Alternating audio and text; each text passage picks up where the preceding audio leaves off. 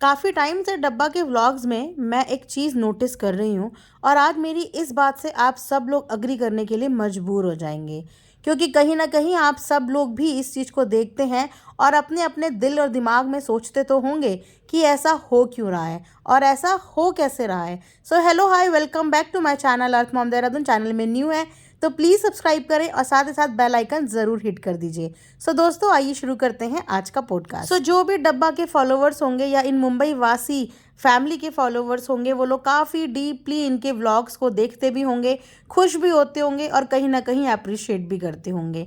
लेकिन अगर आप सब लोग वाकई में दिल से इनके फ़ैन हैं तो क्या आपने ये चीज़ ऑब्जर्व अभी तक नहीं की कि डब्बा के व्लॉग्स में पहले से अभी तक कितने ज़्यादा चेंजेस आ चुके हैं। बात सिर्फ व्लॉग्स की ही नहीं है, इनफैक्ट डब्बा के बिहेवियर में अब तक कितने चेंजेस आ चुके हैं। जो डब्बा पहले इतनी मासूम, भोली, बिल्कुल होमली गर्ल नज़र आती थी, सारा दिन अपनी अम्मी, भाई, भाभी इनकी बातें करती हुई नज़र आती थी, सडनली शादी के बाद जैसे उनके पर निकल आए हों। पर निकलना अच्छी बात होती, क्योंकि जब एक हमसफ़र मिल जाता है तो एक औरत का कॉन्फिडेंस बिल्ट होता है और वो चीज़ें समझ में आती हैं। लेकिन इनका कॉन्फिडेंस नहीं, इनका ओवर कॉन्फिडेंस बिल्ड हो चुका है। जहाँ पे डब्बा के अगर आप पहले के व्लॉग्स देखोगे तो ऐसी हरकतें जो वो अब करती हैं, ऐसी हरकतें उन्होंने पास्ट में कभी भी नहीं की। एग्जाम्पल के रूप में हम इनकी कुकिंग ही ले लेते हैं। अगर आपने डब्बा की पहले की कुकिंग वीडियोस देखी होंगी तो डब्बा बहुत अच्छे से कुकिंग करती थी। कई सारी डिशेस उसने बनाई हैं अपने चैनल पे, कई सारी रेसिपीज़ उसने शेयर की हैं, कई बार उसने कुकिंग करी हैं। और ऐसी गलतियां जो अब वो अपने व्लॉग में दिखाती है, ये गलतियां हमें पास्ट के व्लॉग्स में देखने को कभी भी नहीं मिली। लेकिन अब अगर डब्बा ने चाय का एक प्याला भी चढ़ा दिया गैस पे, एक चाय का कप भी बनाने के लिए रख दिया, तो उसमें भी वो आधी चाय तो नीचे गिराती हुई दिखाती हैं और आधी चाय वो बनती हुई दिखाती हैं। तो ये सिर्फ ससुराल के लिए एक स्ट्रैटेजी डब्बा अपने मायके से प्लान करके गई है कि मुझे ससुराल में सिर्फ यही पोर्ट्रे करना है कि मुझे घर के काम नहीं आते, मुझे किचन का कोई काम नहीं आता, या सिर्फ फनी के आगे ये दिखाना है कि मैं तो अपने घर में पलकों में बैठती थी, परोसा हुआ खाना खाती थी और बस अपना व्लॉगिंग का काम करती थी।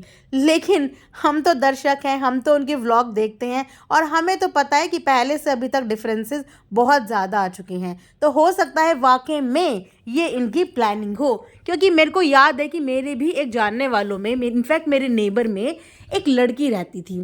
तो एक बार उसके ससुराल में उन्होंने बोला कि आपको करेले की सब्जी आती है?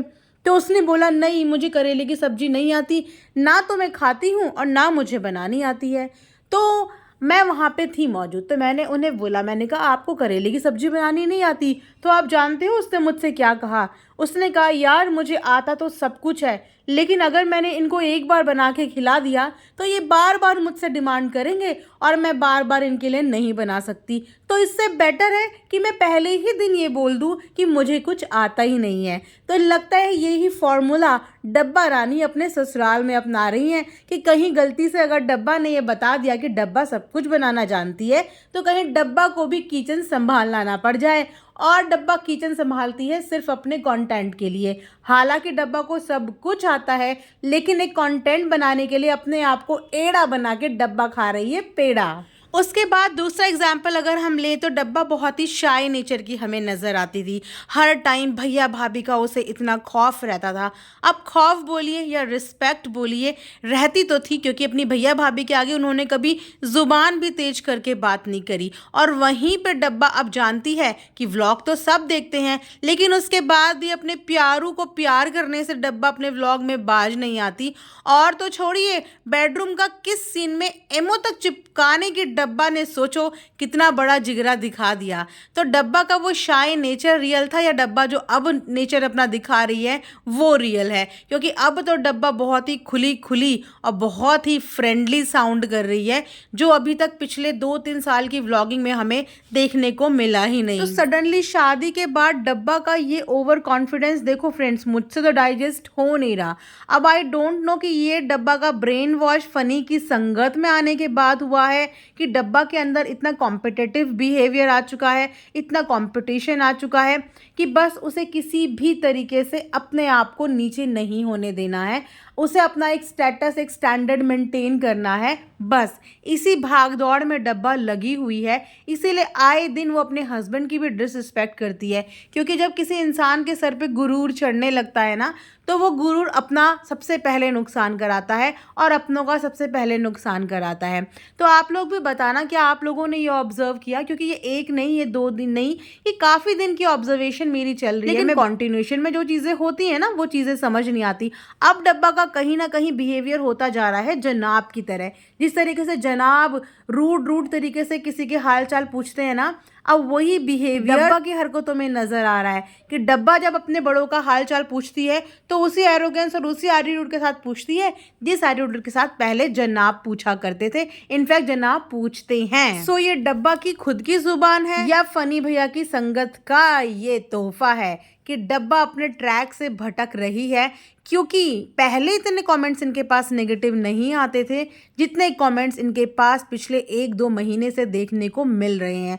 लोग इनको बहुत ज़्यादा प्यार और पसंद करते थे, लेकिन अब कहीं ना कहीं वही लोगों की सोच इनके प्रति चेंज होती हुई नज़र आ रही है।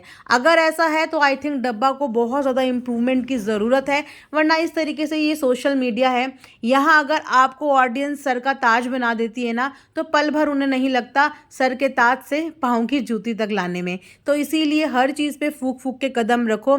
जिस नेचुरल अंदाज के साथ ऑडियंस ने आपको पसंद किया था, एक क्रिएटर के लिए सबसे बड़ी जिम्मेदारी उसी को सस्टेन करने की हो जाती है, क्योंकि अगर आप चेंजेस अपने अंदर लाओगे तो ऑडियंस से आप उतनी ही दूर होते चले जाओगे।